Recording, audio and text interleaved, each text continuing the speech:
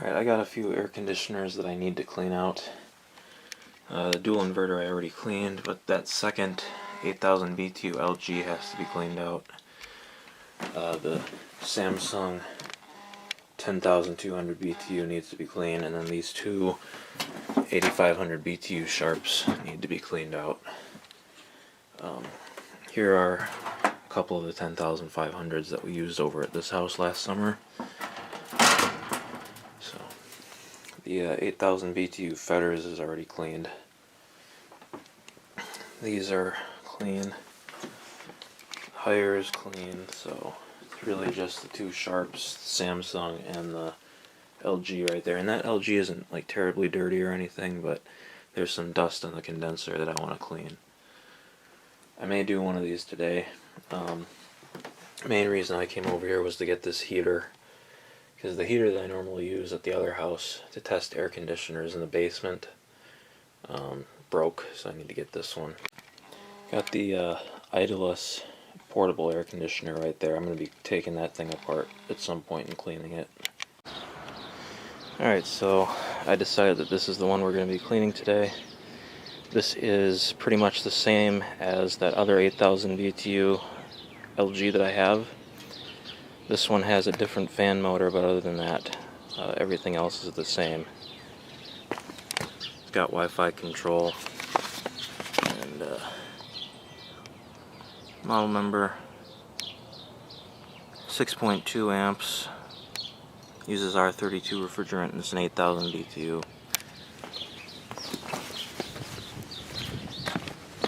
This one has an LG compressor just like the other one does. The fan motor, like I said, is different. This one has a Welling fan motor. The other one has a Broad Ocean fan motor. So the bottom tray in this one is a little dirty, and the condenser coil has some dust on it. So I'm going to start taking it apart. Take the filter out, because there's a couple screws behind that, I know. The filter is nice and clean, so I'm not going to bother doing anything with that. There is a screw right there, and a screw right there holding the front cover on. Those are Phillips screws, so I'm going to take those out first. I got the screws loose. This is going to be clipped on as well, so I'll have to pry that out. Alright, let's see what we can get here. Alright, so I was able to get this side out. Basically, I put my finger in there like that where the filter goes, and I pushed in on the metal with my thumb, and I got that off. It looks like the clip is actually towards the bottom, so this side should come off a lot easier now. There we go.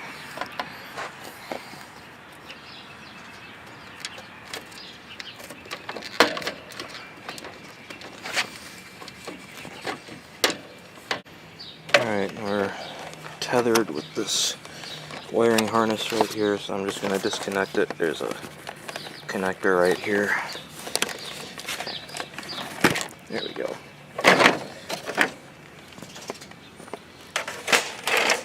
Now that's out of the way. We don't really need to do anything with that because it's not dirty at all, and the evaporator is very clean, so I'm not even going to bother washing that.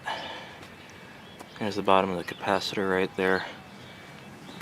Alright, so here's the two screws that were holding the front cover on. Take those and put them in my pocket so they don't get lost.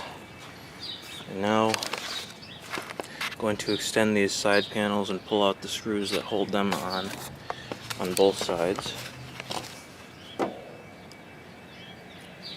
Because there are screws on the top that I believe need to come out. The ones that hold this bar on, I think those have to come out to remove this cover, but we'll find out. Alright, I got the side panels off. I'm now going to take these three screws out for this bar. On some air conditioners, this doesn't have to come off when you want to remove the case, but it might on this one. I don't remember for sure. I'm just going to do it anyway. Okay, now the rest of the screws need to come out. There's one right there, there, and there. And then on the other side, basically the same story. And we got some on the back as well on top. They have to come out. One right there. And then on the bottom as well.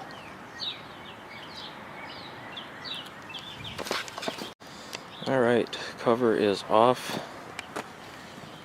The evaporator chamber is really clean. But you can see there's some dust on that condenser, and there's a bit of stuff built up in the bottom. Doesn't really have much rust though, which is good.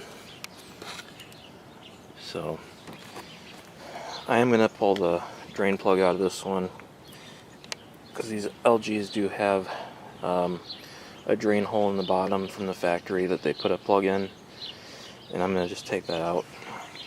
Because I did the same thing with the dual inverter and the other 8000 BTU. And there is the Welling fan motor. Let's see, where is the logo? Right there. Not really a logo, but it says Welling right there.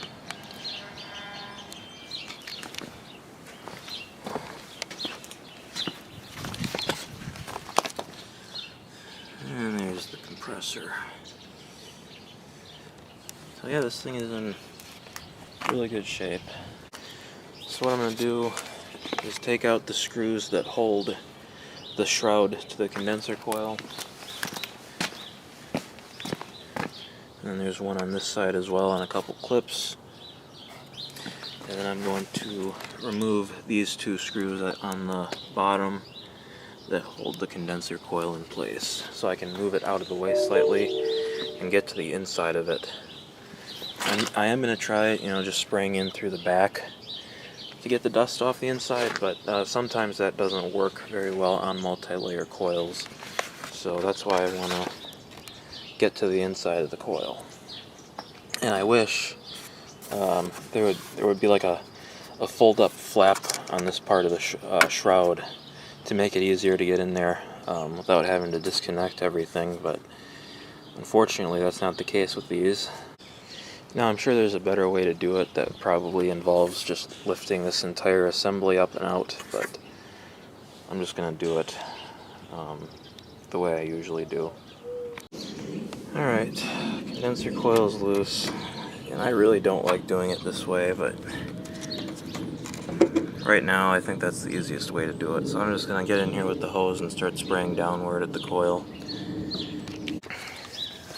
Alright, here we go. I'm going to spray out the bottom first, probably.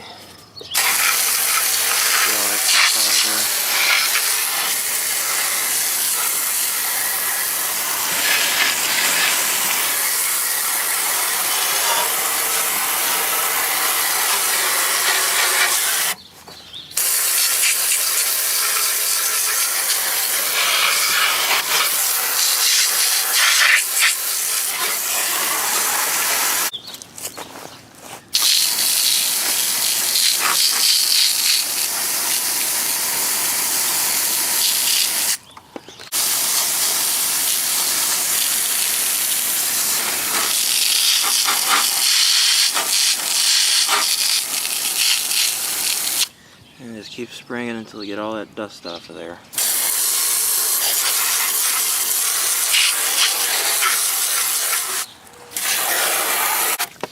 And that's where the drain plug is, right there. I'm going to be taking that out.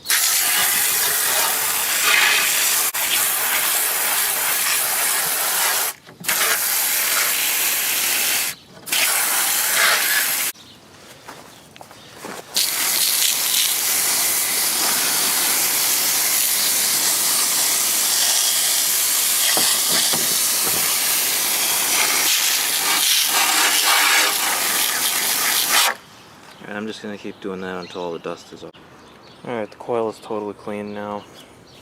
Sprayed the bottom out.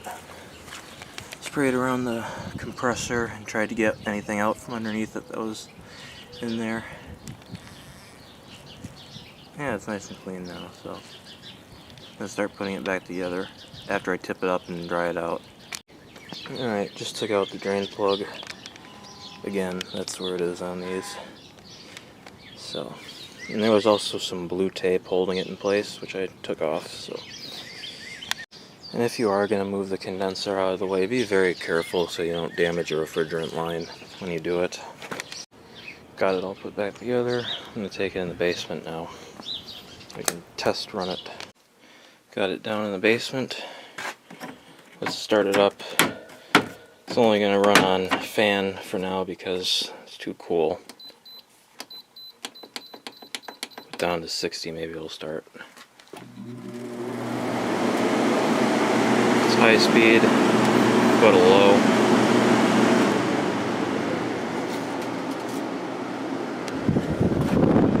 And we are pulling 0.74 amps on low and 88 watts. Let's go up to medium.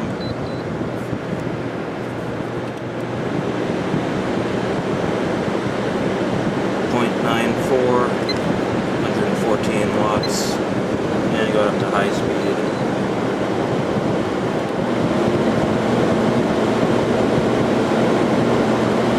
.18 amps and 142 watts. Power factor is very good. I'm going to put the heater in front of it in just a second here, but yeah, this is exactly the same as that one is, aside from the fan motor. Like I said, that one has a Broad Ocean fan motor, and this one has a Welling fan motor. I'm going to turn the heater on and get that compressor to start.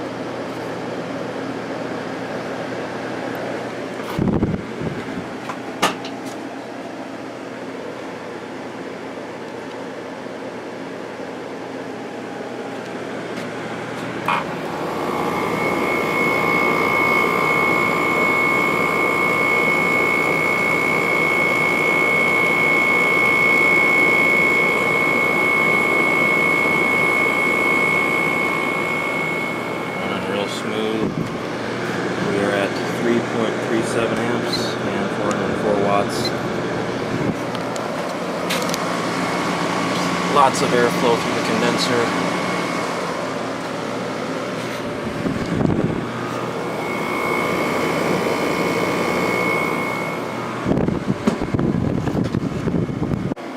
Been running for a few minutes. It's getting nice and cold, and we're at 3.74 amps and 449 watts.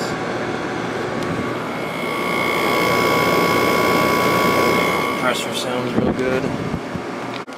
This thing is blowing impressively cold air, considering it has a heater right in front of it. It seems like that heater gets warmer than the other one that I used to have did. Which is right here. It's taken apart though because it broke. So that's what we're getting out of it with the heater blowing into it. Very good temperature drop because this thing is throwing off a ton of heat. And we're at 4.4 amps, 527 watts. Looks like this is about where it's going to stay on low speed, 4.47 amps and 533 watts. Power factor is excellent. Let's go up to medium.